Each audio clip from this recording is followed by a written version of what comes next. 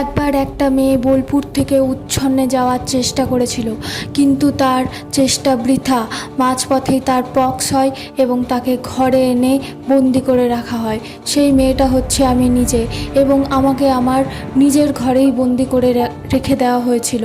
তারপরে সেই দুঃখে মা আমাকে নিমের ঝাড়ু আর নিম পাতার রস দিয়ে যায়, কিন্তু সেই নিম পাতার রস দেখতে রামের মতো হুবহু।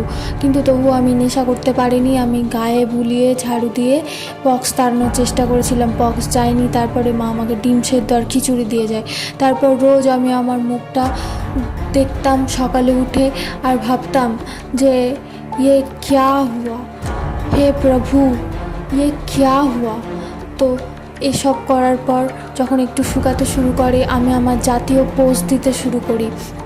তারপরে যখন অনেকটাই শুকিয়ে যায়, তখন আমার সারাদিনে একটাই কাজ ছিল, শুধু একটা ভালো বিস্কুট খাওয়া আর